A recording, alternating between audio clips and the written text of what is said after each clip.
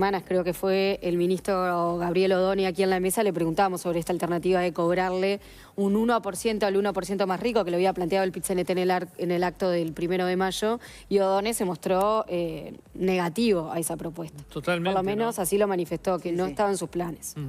No mostró ningún... O sea, fue tajante en su... Sí, dijo que no estaba en su diseño aumentar los impuestos, o no de esa manera y tal.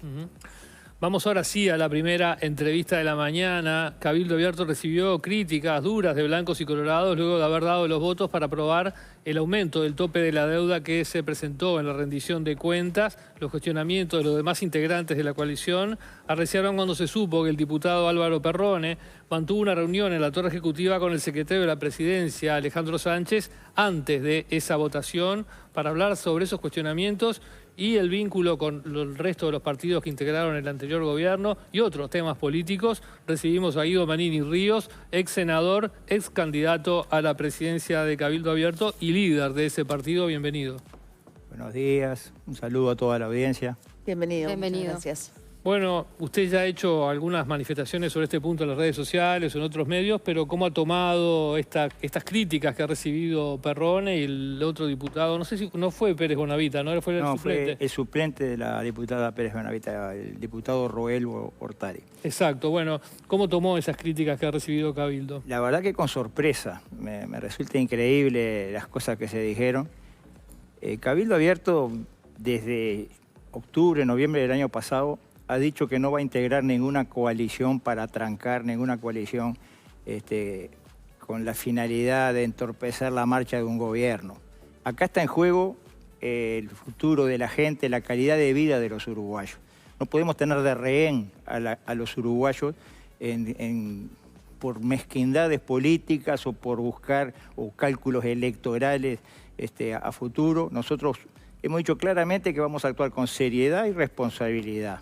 Los diputados de Cabildo Abierto, en forma coordinada con el partido, votaron la rendición de cuentas la semana pasada y la votaron a conciencia de que es necesario para aplicar determinadas políticas, para hacer determinadas erogaciones que estaban previstas en la propia rendición de cuentas.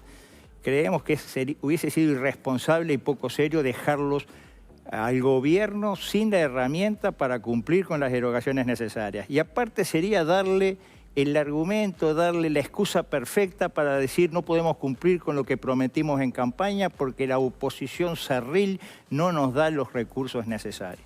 Nosotros actuamos con seriedad. Aparte, en cierta forma, actuamos dándole apoyo a lo que pide un ministro Odoni que hasta ahora ha actuado con ponderación, con mesura. Entendemos que no podemos incendiar la pradera gratuitamente por aquello que en su momento dijo Álvaro Roballo sobre los blancos, a los blancos ni un vaso de agua, cuando ganaron en el 58. Nosotros no estamos en esa tesitura, no estamos en al frente ni un vaso de agua, no. Cuando está de por medio la calidad de vida de los uruguayos, cuando está de por medio las políticas necesarias para mejorar determinadas áreas, bueno, si nosotros estamos convencidos de que eso es bueno, lo vamos a votar y cuando no estemos de acuerdo no lo vamos a votar. Ahora, lo que le criticaba en cierta medida a Schipani, por ejemplo, no era que quiera votar en contra, sino que no haya podido coordinar con la oposición después de venir gobernando, siendo la coalición republicana durante 5 años, que no haya podido coordinar, avisar con anterioridad para que exista de alguna manera una planificación a nivel de la coalición siendo oposición que permita también en estos años ir formando una alternativa sólida y organizada de cara a las próximas elecciones. Esa era la crítica, que se habían cortado solos. Eso sería válido si se hubiese formado una coalición hoy en la oposición, coalición que no existe. Existe en el discurso de muchos, pero no hay ninguna coalición para la oposición. Yo lo he dicho, aparte, desde hace más de 6 meses, no va a haber coalición en la oposición para oponernos, no va a haber, no tenemos ese espíritu. ¿Para usted no sería prudente entonces organizarse o planificar cosas a nivel de oposición entre los partidos? Yo le pregunto, a Cabildo Abierto, ¿quién lo va a representar en esa coalición en la oposición? ¿Quiénes van a tener la voz más potente, la voz cantante permanentemente? Seguramente referentes de otros partidos políticos que tienen mucho más volumen, mucho más estructura. Y a nosotros nos va a representar referentes de otros partidos que están en las antípodas nuestras en un montón de propuestas para nosotros esenciales, como el caso reciente de la deuda justa, como el caso de las políticas de seguridad, las políticas de droga. Lo que pasa es que el objetivo no sería que todos votaran a mano alzada lo que diga la organización de la coalición, sino que el que quiera votar en contra lo haga, pero por lo menos que exista una etapa previa sin lugar a dudas, estoy de acuerdo, planificación. Estoy de acuerdo que así debería ser si está formada formalmente una coalición, que hoy no está y por lo visto tampoco va a estar. No va a estar a futuro. O sea, ¿usted cree que para las próximas elecciones la coalición no va a existir? No. Para las próximas elecciones faltan 5 años o 4 años y va a correr demasiada agua bajo el puente como para hoy hacer vaticinios. Acuerdos electorales como los que hubo en el año 19 o en el 24 podrán hacerse en el 29, sí o no, depende de la marcha de los tiempos políticos. Decir hoy va a haber coalición en el 29 o no va a haber es totalmente aventurado. Va a correr mucha agua bajo el puente, eso no lo puedo contestar. O sea, usted si hubiera esa coordinación, si alguien se propusiera, porque como usted dice, va a correr falta mucho para la próxima, podría ser que en 6 meses alguien haga el planteo y se trabaje para eso, pero usted decía, no podemos quedar en esa coordinación con una representación que terminen ejerciéndola otros, que Cabildo tendría que tener una fuerza, y es verdad que tiene mucho menos votos, pero es verdad que el resultado electoral le dio, al igual que al Partido Nacional o al Partido Colorado, la posibilidad de darle mayoría al gobierno. Con solo 2 legisladores quedó como que esa fuerza la tienen los 3, la tienen todos. ¿Usted querría entonces quedar como iguales, digamos, en esa coordinación? Sí, pero está lejos de nuestro ánimo actuar, digamos, entre comillas, chantajeando. Yo voto esto, pero vos me tenés que dar lo otro, y si no... No, nosotros vamos a actuar de acuerdo a lo que estamos convencidos. Estábamos convencidos de que esta rendición de cuentas había que votarla. Al día siguiente se votó un proyecto de ley, no recuerdo los términos, sobre algo de género, que Cabildo Abierto no lo votó, y sí lo votaron blancos y colorados con el Frente Amplio, y nadie se le ocurrió acusar a blancos y colorados de traidores ni cosas por el estilo, como se dijo de Cabildo en su momento. No, yo creo que cada uno tiene que actuar de acuerdo a lo que está convencido y de acuerdo a la impronta partidaria. Cabildo Abierto va a seguir actuando de la misma manera, y si viene un proyecto, un artículo del presupuesto, lo que sea, que a Cabildo Abierto le parece bien, lo va a votar, y si le parece mal, no lo va a votar. Pero cuando Perrone tuitea, entonces, o se nos respeta, o se nos trata de otra manera, o no cuentan con nuestro apoyo, ¿no es una lógica media de chantaje? Y yo diría que eso se lo pregunten al propio Perrone. A veces él tiene algunos mensajes, algo que son producto tal vez de la bronca del momento. Pero usted lo interpreta como yo. Decir, o se nos respeta, o nos tratan de otra manera, o no van a contar con nuestro apoyo, ¿a qué suena? ¿Cómo lo define? Pero yo creo que eso es lo que piensa cualquiera en cualquier ámbito de la vida. Si no se nos respeta, no cuenten con nosotros. Eso yo creo que no está diciendo nada nuevo. Lo nuevo que lo haya puesto en un tuit. Algo que me genera alguna duda es cómo sigue el vínculo, más allá de la existencia o no de la coalición, después de estas cosas, ¿no? Después, por ejemplo, Hugo Méndez tuiteó un pasaje de la Biblia en el que hablaba de Judas para tratar a Perrone. Un vallista, ¿no?, citando la Biblia. Bueno, además, lo trata de traidor directamente. Después usted pone cínicos e hipócritas, ¿no? Porque no los acompañaron también a ustedes en algunos proyectos, y ahora los critican por acompañar al Frente Amplio. ¿Cómo sigue una relación después de decirse traidor, cínico, hipócrita y tantas otras más que estuvieron en la vuelta? Yo creo que el mote de traidor es muy duro, y yo diría que lamentable. ¿Traidor a quién? ¿A quién? ¿Al Partido Colorado? ¿A quién traiciona Perrone si hace lo que está convencido que tiene que hacer? ¿A quién traiciona? En la política uruguaya van a utilizar ese mote. Si empezamos a hacer un rosario de traiciones, realmente podríamos estar todo el día. Pero yo honestamente creo que hemos actuado con coherencia, seriedad y responsabilidad, y nada más. Y después están los que sugieren que hubo un pacto previo, como decía acá Leonardo, que la reunión previa... En esa reunión no se pactó absolutamente nada, y creo que está a la vista que nosotros no hemos pactado nada con nadie. ¿Usted sabía que iba Perrone a hablar con Sánchez? Sí, pero se fue porque Sánchez creo que hizo una ronda con varios, planteándole las deudas que habían quedado del gobierno anterior y algunas consideraciones, pero de ahí haber pactado votos, yo creo que todo se pasa en la película, incluso alguna crónica mediática ahí me pone a mí también habiéndome reunido con, no sé si con Sánchez o con Orsi. Son todas falacias, son todas cosas que sacan de la manga para generar la idea de que hay un pacto. No, no lo hay. Parece que hay mentes que no conciben que alguien pueda votar de acuerdo a lo que realmente siente y entiende que es mejor. Tiene que haber habido un pacto, tiene que haber habido algo a cambio. No, bueno, no, en este caso no hubo nada a cambio, simplemente la convicción de que teníamos que dar esa autorización para que se pueda cumplir lo que la propia rendición dice. Y vamos a entender, no votamos nada nuevo. Todos los años, desde que la regla fiscal se instaló, digamos, de acuerdo a la LUC, en el año 2020, todos los años se votó una ampliación de deuda porque nunca se pudo cumplir. O sea, que acá que se hizo fue un año más de lo mismo.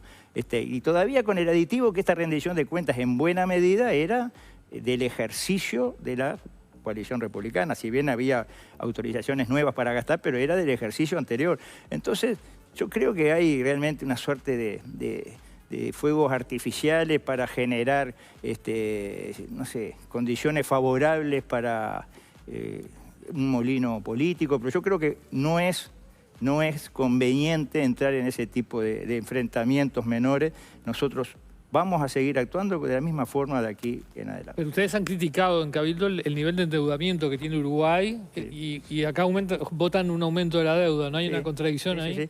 Sí, en el periodo anterior del que fuimos gobierno, la deuda externa aumentó en el orden de los 18.000 millones de dólares en 5 años, ¿no?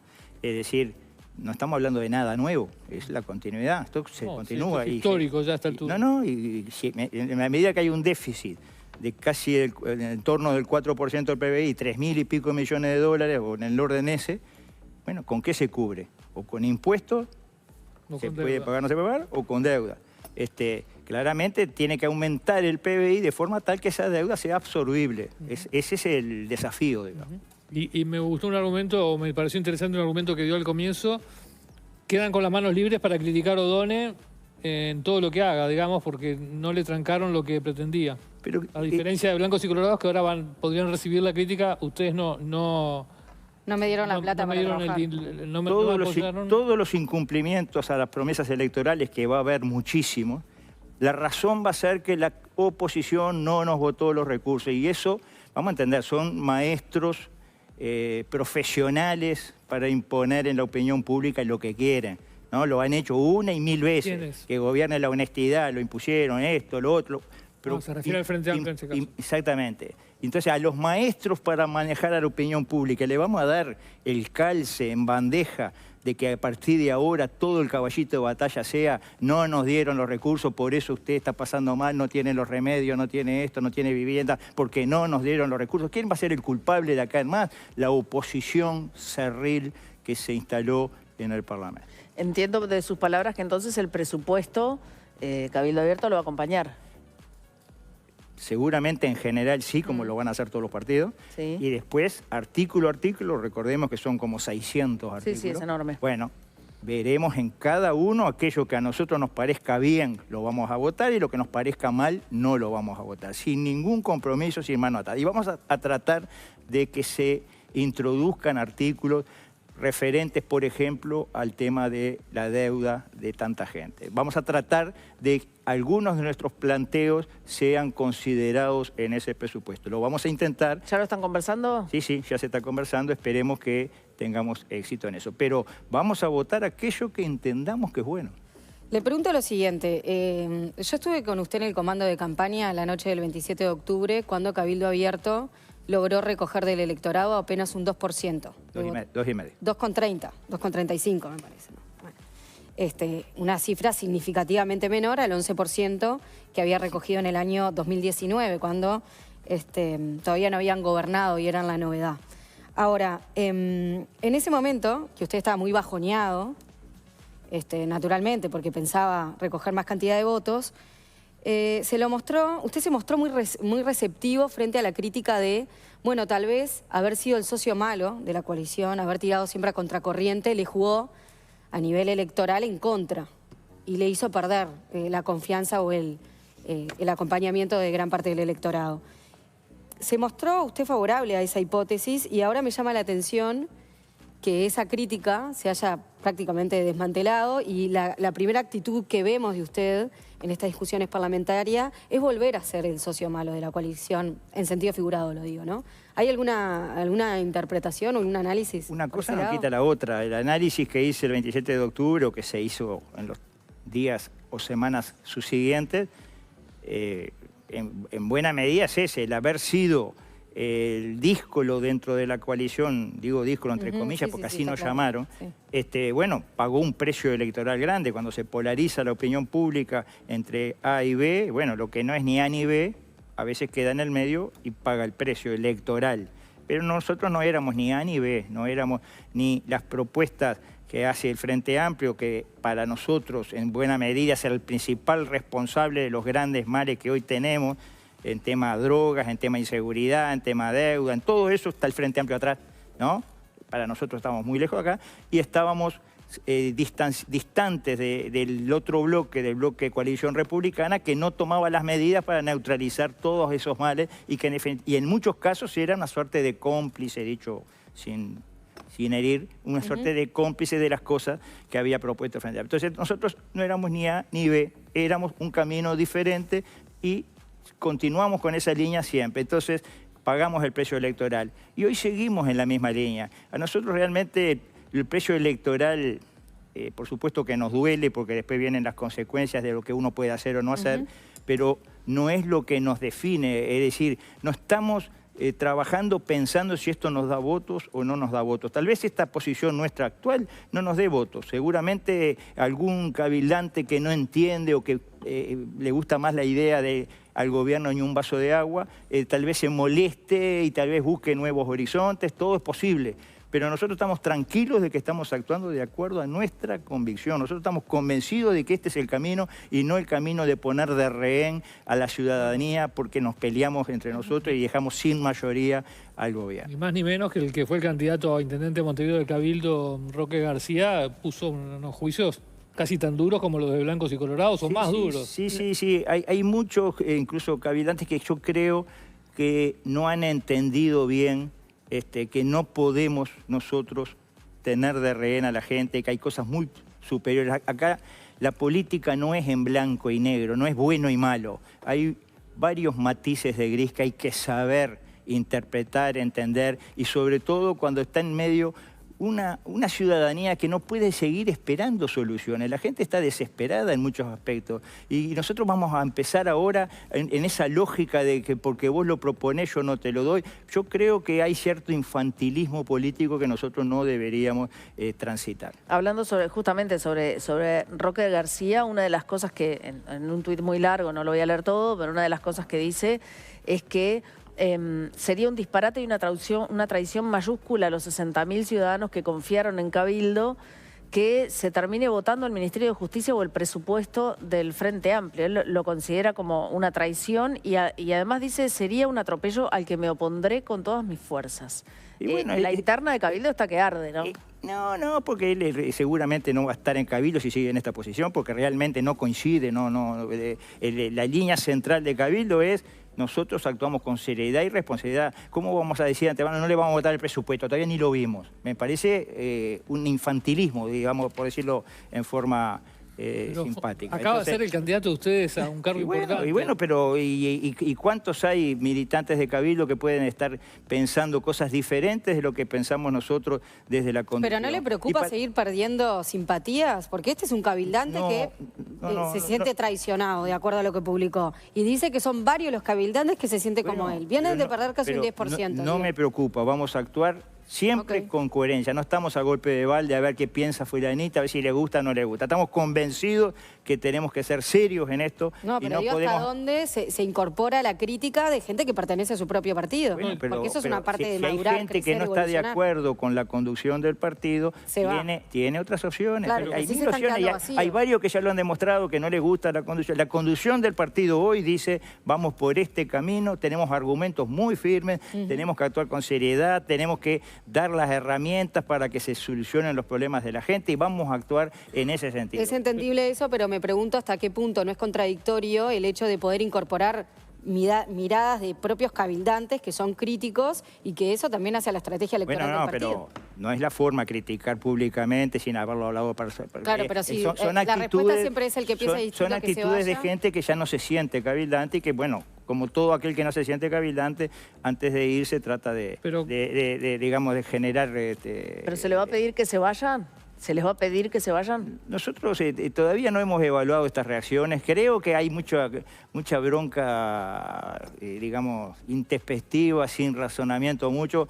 Habrá que conversar, habrá que ver, pero por supuesto el que no está de acuerdo con lo que Cabildo hace tiene una decena de opciones y algunos ya las han probado. No, para mí realmente no es un tema mayor. Yo creo que la inmensa mayoría de esos 60.000 y de muchos que se habían ido de Cabildo, la inmensa mayoría coincide con lo que nosotros estamos planteando. ¿Cómo se toman las resoluciones en Cabildo? ¿Quién es que definió, por ejemplo, en este punto, vamos a votar, vamos a acompañar, vamos a ir por el camino de darle esto que pide el gobierno?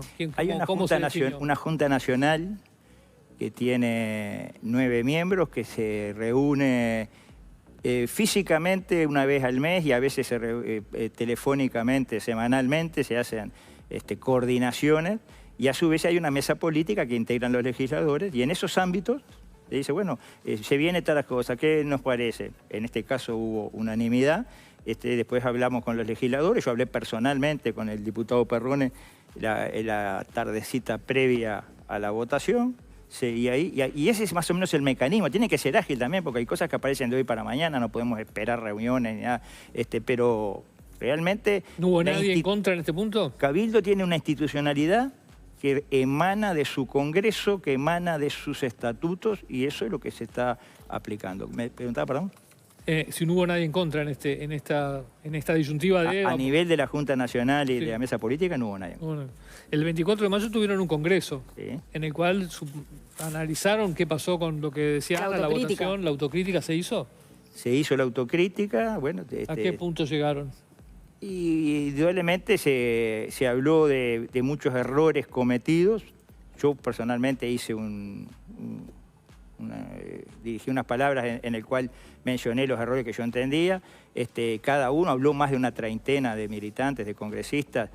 Bueno, en general se entendió que la propia impronta de Cabildo de estar bueno, permanentemente planteando temas que no eran a veces acompañados por el resto del espectro político, temas que afectaban a lo que nosotros le llamamos el poder real, temas como la ley forestal, temas como el de la usura, temas que realmente molestaron a muchos actores que actuaron en definitiva, nos enfrentó con mucha gente y generó parte de la debilidad. También errores internos que cometimos, errores de comunicación, errores cometidos que fueron potenciados por la falta de comprensión o por la manija que se dio a partir de esos errores.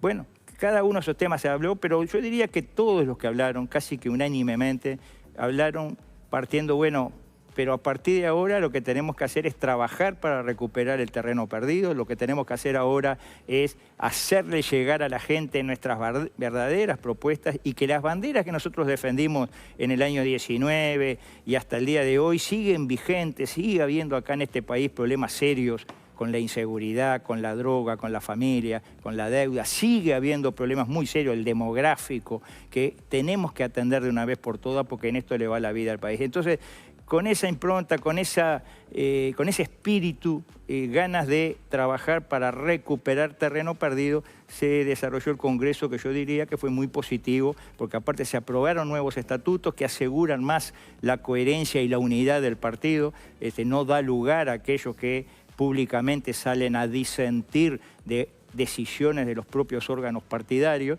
y yo creo que eso nos va a generar un ambiente de unidad mucho mayor que el que tuvimos hasta. ¿Pero a partir de esa crítica ahora van a tener un accionar diferente en algunas cosas? Bueno, quienes critican pueden hacerlo en el ámbito partidario, pueden hacerlo en forma constructiva y puede ser positivo y bueno para el partido, seguramente lo será. Quienes salen a la prensa antes que hablar con ningún otro cabildante, quienes buscan el escándalo, quienes buscan generar cierto ruido por vaya a saber uno con qué intención, esos van a ser, de acuerdo a los nuevos estatutos, bueno, sancionados según corresponde. ¿Cuáles fueron sus propios errores? Porque decir, por ejemplo, que uno es leal a su pensamiento y desafía a los poderosos y eso no es comprendido, se da manija en contra, en el fondo no son errores, son cosas que son buenas, digamos, ser leal a uno mismo, insistir, ir contra el poder, en fin. ¿Cuáles fueron los errores verdaderos que usted cometió? Bueno, hubo errores puntuales que en su momento fueron desarrollados, hubo errores digamos, en la actuación de algunos representantes de Cabildo que se equivocaron. No hubo casos de corrupción, al menos no hubo ni una sola denuncia de corrupción que envuelva a un cabildante, no hubo denuncia nunca en todo el periodo. Hubo sí mala aplicación de algunas resoluciones, tomamos el caso del Ministerio de Viviendas que se mencionó, que yo mismo lo mencioné. Hubo errores en ACE cuando una grabación hablaba de que se habían contratado no sé cuánto, que no era cierto, pero igual se hizo público. Hubo errores que generaron que en la opinión pública se diera manija para debilitar un partido que todos querían debilitar, no solo el Frente Amplio. Y bueno, ese tipo de actitudes generó que dentro del propio de Cabildo empezaran las críticas. También hubo integrantes del partido que buscaron acceder a lugares de conducción y que cuando no lo lograron, porque la gente no le dio el apoyo que ellos pensaban tener, bueno, actuaron en forma divisiva del partido, atentando contra la unidad partidaria y muchas veces nos agarró divididos en posiciones, en temas muy importantes para nosotros. Recuerdo la ley de prensa, recuerdo la recolección de firmas. Fueron acciones de Cabildo que dentro de la interna hubo gente que no acompañó con la fuerza que tenía que acompañar. Esa división, esa confrontación interna fue el punto que más daño electoral nos ocasionó, así se valoró por lo menos en el Congreso. En el episodio del Ministerio de Vivienda, con su esposa como ministra, cuando salieron aquellas viviendas adjudicadas a militantes o a conocidos, ¿su reacción a aquella conferencia de prensa fue un error? Sí.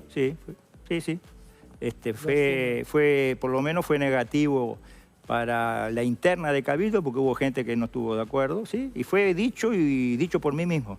Así que son cosas que uno va aprendiendo. Nosotros en estos 6 años de política hemos venido aprendiendo mucho.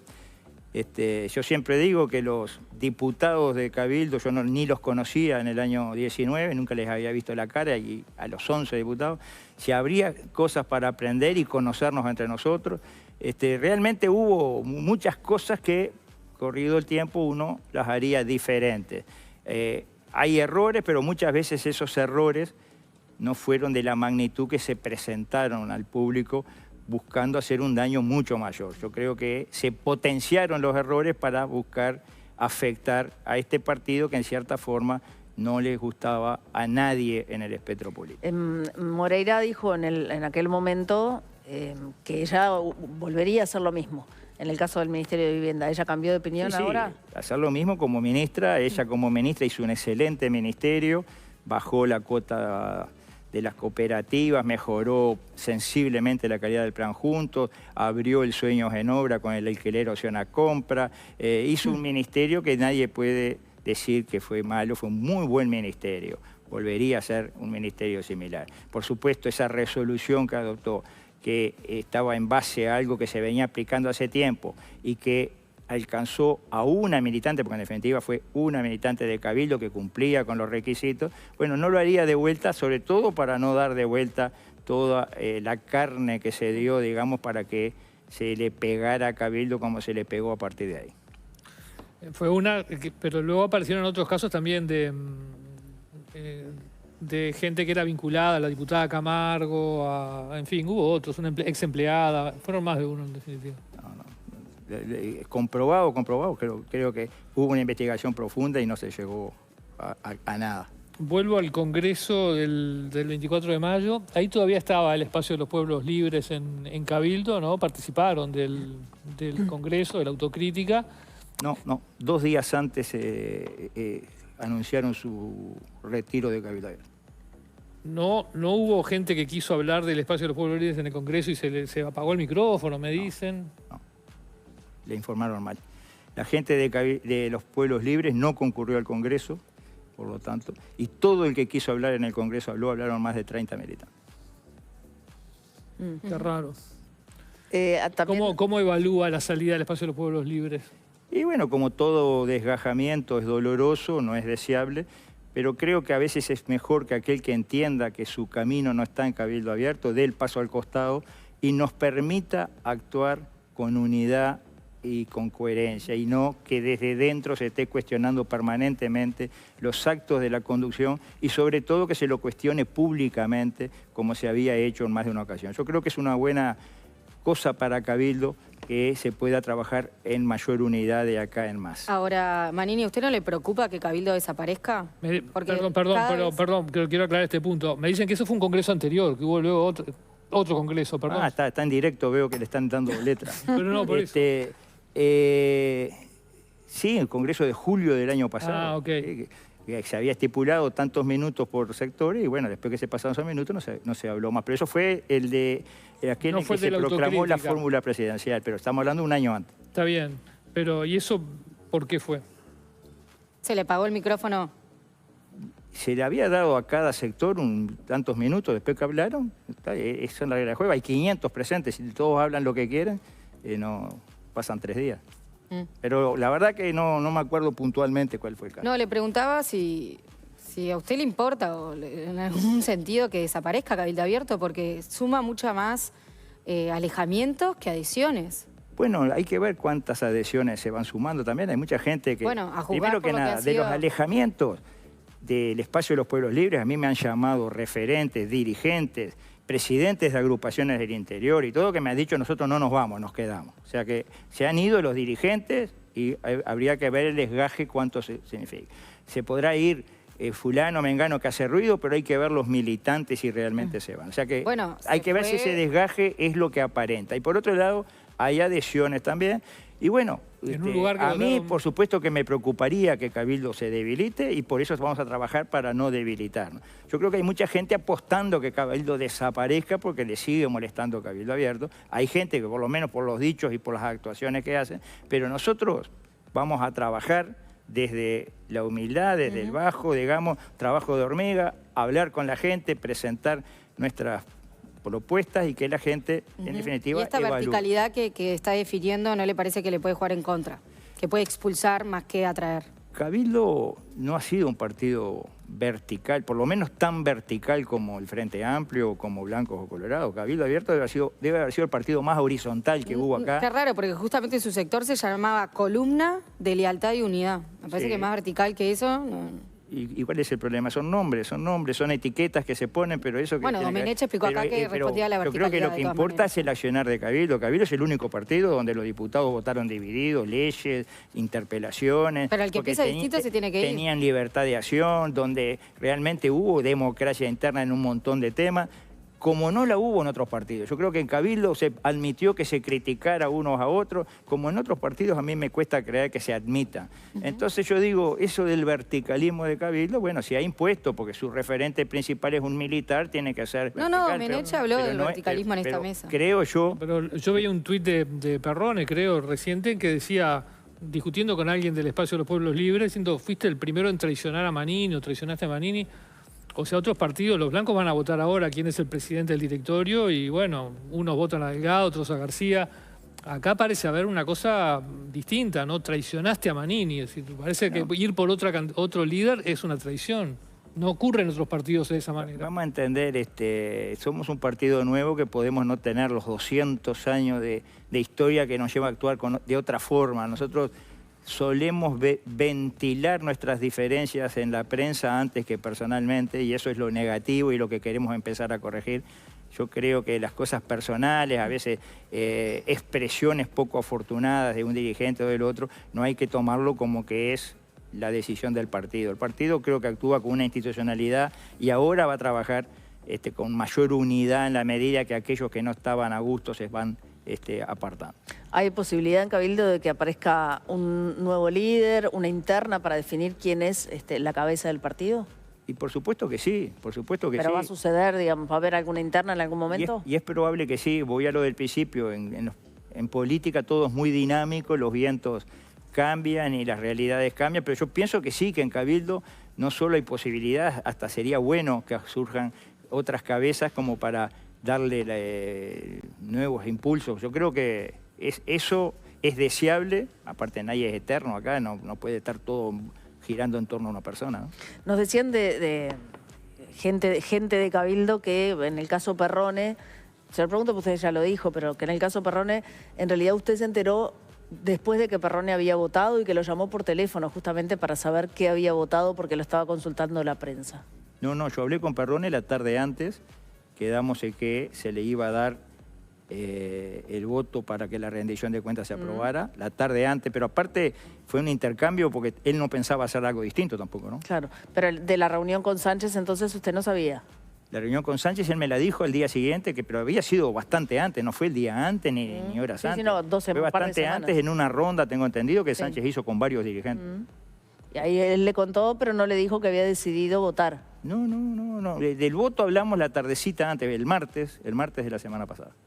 Bien. ¿Le cambio de tema? Sí, claro. ¿Cómo tomó estas denuncias del fiscal Percivale de que el ex fiscal de corte Jorge Díaz lo había perjudicado, toda esta citación de Percivale al Parlamento?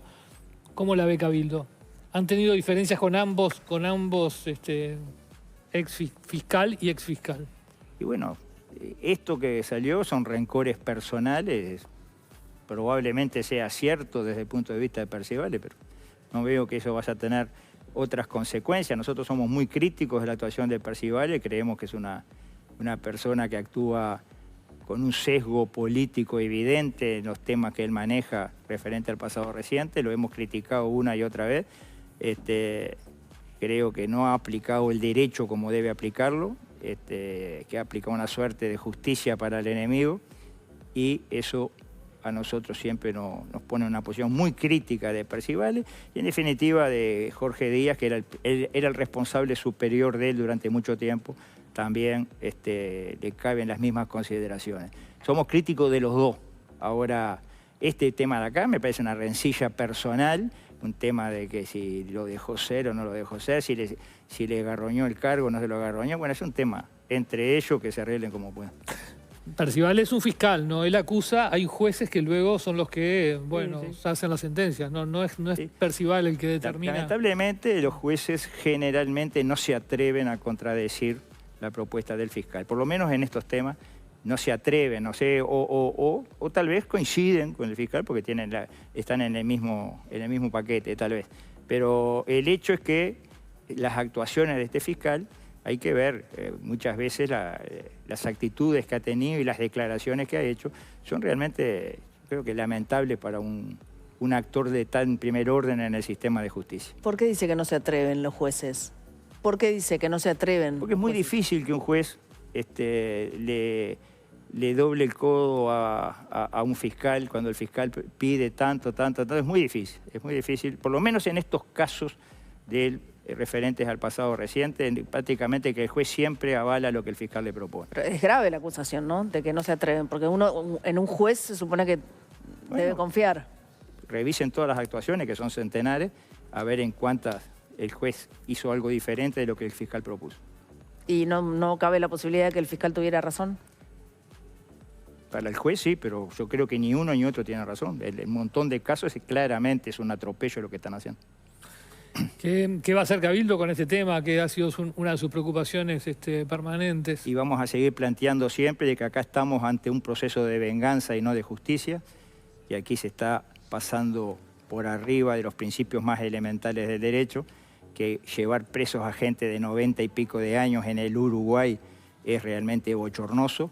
Y bueno, vamos a seguir denunciándolo, por supuesto nuestra fuerza para que esto vaya más allá de lo declarativo es mínima, pero vamos a seguir diciendo, la verdad es la verdad y hay que seguirla machacando y machacando. Algún día las cosas irán a su lugar. Rodrigo Goñi planteó hace poquito un proyecto muy similar al que habían planteado ustedes. ¿Cómo lo vieron? Lo veo con muy buenos ojos, ojalá que prospere. Una pena que cuando teníamos la mayoría y era posible que saliera, su partido no nos apoyó. Ahí de vuelta Perrone fue muy duro con Goñi, usted lo ve bien.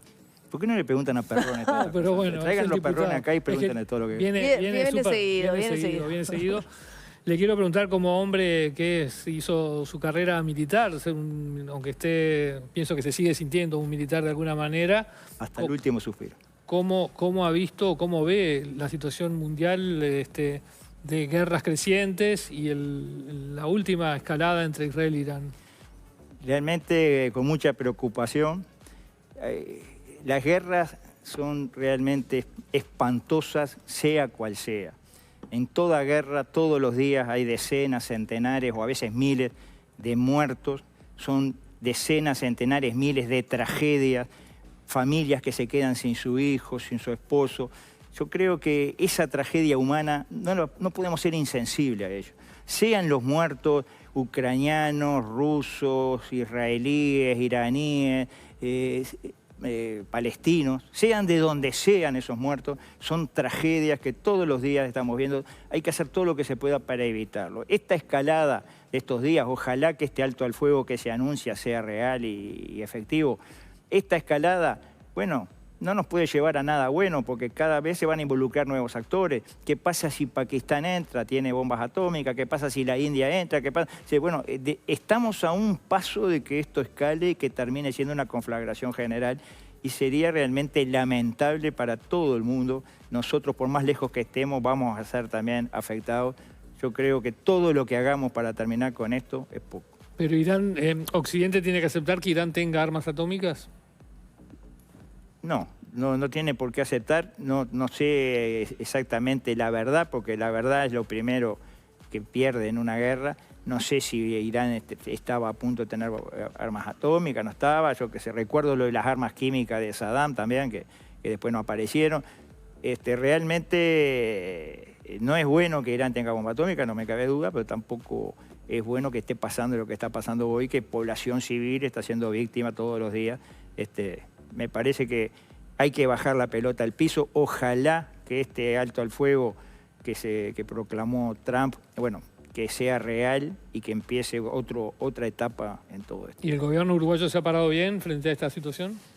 Bueno, hay que ver las barajas que tiene a la vista el gobierno, que yo no tengo. Me parece que expresar la preocupación de lo que está pasando está en la base de todo. No creo que haya nadie que no esté preocupado. Podría haber ido más allá, podría condenar a fulano o mengano.